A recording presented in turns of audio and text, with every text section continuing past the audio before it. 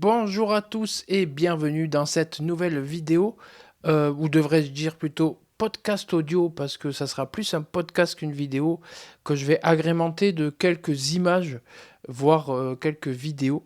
Mais c'est plus un podcast à écouter. Voilà, aujourd'hui on va traiter du phénomène qui se passe en ce moment. Il s'agit des chenilles processionnaires. Donc comme vous le savez peut-être, comme vous l'avez remarqué, elles sont arrivées, elles sont bien là, encore plus nombreuses que les années précédentes. Et du coup, c'est un petit documentaire version podcast pardon, que je vous fais aujourd'hui. Chaque année, à la fin de l'hiver et au début du printemps, un danger discret descend des arbres en file indienne. Un danger capable de provoquer des brûlures graves, des nécroses, voire la mort de nos chiens. Ce danger, ce sont les chenilles processionnaires. Dans ce documentaire, nous allons voir ce que sont réellement ces chenilles, à quelle période elles sont dangereuses, pourquoi elles représentent un risque majeur pour nos animaux, quel endroit éviter, comment protéger son chien et surtout, que faire en cas de contact. Qu'est-ce qu'une chenille processionnaire déjà dans un premier temps? La chenille processionnaire du pin. Elle tient son nom de son comportement spectaculaire. Elle se déplace en procession, en file indienne et au sol. Son cycle de vie, en été, le papillon pond ses œufs dans les pins. En automne, les chenilles naissent et construisent un nid blanc et soyeux. En hiver, elles grandissent dans le nid. Et en fin d'hiver, début de printemps, qui correspond à février à avril environ, elles descendent au sol en procession. Et c'est à ce moment-là que le danger est maximal. Pourquoi les chenilles processionnaires quittent-elles leur nid? C'est la question qu'on pourrait se poser parce qu'elles en ont terminé avec leur croissance. La chenille processionnaire du pin passe tout l'hiver dans son nid blanc et soyeux, bien visible dans les pins. Pendant plusieurs mois, elle mange les aiguilles du pin, elle mue plusieurs fois. Elles se développent jusqu'à atteindre leur taille maximale. À la fin de l'hiver, donc toujours de février à avril, elles arrivent au stade final larvaire. Et à ce stade, leur mission change. Elles doivent s'enterrer pour se transformer. Une fois adultes, au stade chenille, elles doivent quitter l'arbre, descendre au sol, trouver un endroit meuble et ensoleillé et s'enfouir à quelques centimètres de profondeur dans le sol. Elles vont alors se transformer en chrysalides, puis en papillons durant l'été. C'est une étape obligatoire de leur cycle biologique. Pourquoi en procession? La procession est une stratégie de survie. Elles suivent un fil de soie laissé par la première chenille. Elles se déplacent en groupe pour réduire les risques de prédation. Le contact physique stimule leur progression. C'est un comportement instinctif programmé génétiquement. La première chenille joue le rôle de guide, avec son fil de soie, afin de guider toutes les chenilles derrière. Pourquoi cette période précise? Le déclencheur principal est la température. Quand les journées rallongent, quand la température dépasse environ 10-12 degrés, le sol devient suffisamment chaud. Le signal biologique est alors activé.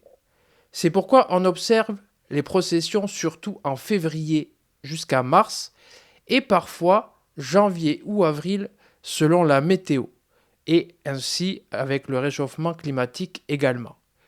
Pourquoi c'est le moment le plus dangereux? Parce qu'elles sont au sol et à hauteur de museau. Elles sont regroupées en grand nombre et leurs poils urticants sont à leur maximum. Les chiens prennent pour un objet à explorer. Dans leur nid, elles sont déjà dangereuses, mais au sol, elles deviennent accessibles, ce qui les rend encore plus dangereuses.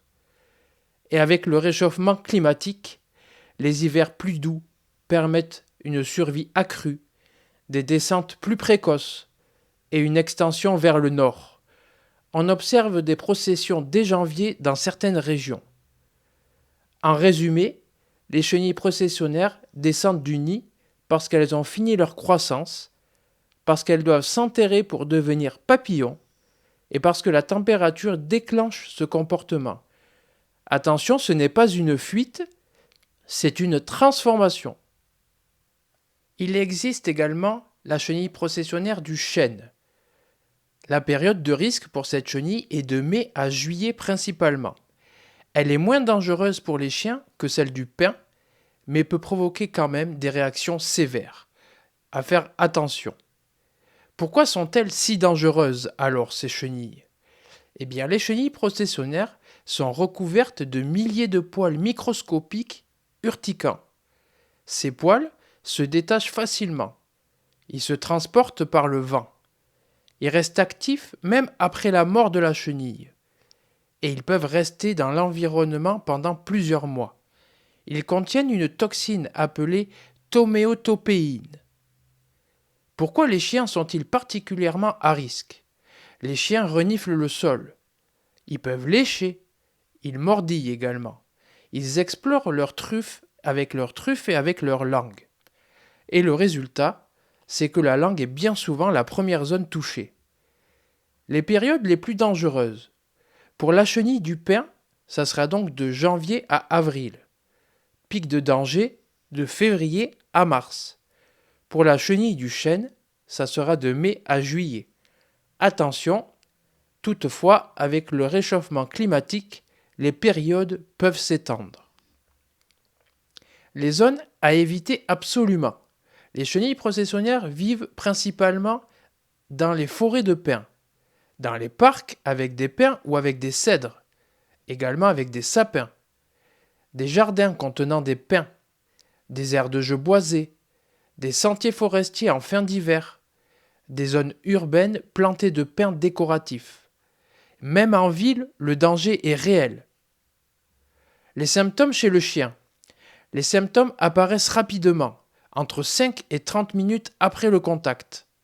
Les signes d'alerte sont la salivation excessive, la langue qui gonfle, des vomissements, des douleurs intenses, le refus de manger, la nécrose, la langue qui noircit.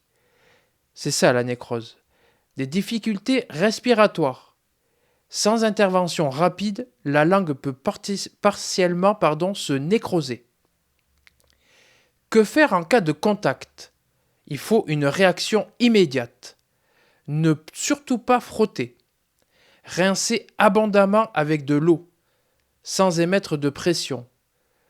Porter des gants si possible, car l'être humain peut lui aussi avoir des réactions sévères. Empêcher le chien de se gratter.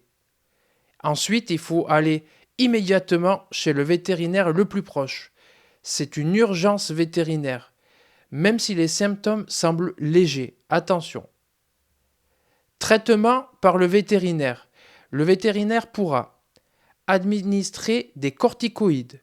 Il pourra donner des antihistaminiques. Il soulagera la douleur. Il pourra surveiller la nécrose s'il y en a une et hospitaliser l'animal si nécessaire. Plus la prise en charge est rapide et meilleur sera le pronostic. Comment protéger son chien ? Alors, la question la plus importante. Les précautions essentielles. Éviter les forêts de pins en février et en mars. Tenir son chien en laisse. Observer les arbres avant la promenade pour déterminer s'il y a des nids. Surveiller le sol. Éviter les zones avec des nids blancs visibles. À la maison, si vous avez un jardin, faire inspecter les arbres, installer des pièges écologiques et faire appel à des professionnels s'il y a une infestation. Dans ce cas-là, où promener son chien en toute sécurité durant toute cette période à risque ? Dans les zones sans pins et sans chênes, au bord de mer sans pinède, dans les zones urbaines minérales, dans les parcs entretenus et surveillés, et dans les chemins agricoles ouverts. Privilégiez toujours les zones dégagées et non boisées. Pourquoi le phénomène augmente ? À cause du réchauffement climatique, des hivers plus doux, des expansions vers le nord, moins de prédateurs naturels également. Le phénomène progresse de plus en plus chaque année. Quelle est donc la conclusion à tout ça ? Les chenilles processionnaires ne sont pas juste un insecte gênant. Elles représentent un danger réel pour nos chiens, une urgence vétérinaire possible, un risque saisonnier prévisible. Mais avec de l'information, de la vigilance et de la prévention, on peut éviter le drame. Voilà, c'est tout pour cette vidéo ou ce petit podcast. Si cette vidéo vous a été utile, pensez à liker, abonnez-vous et partagez à d'autres propriétaires d'animaux. Parce que informer, c'est protéger.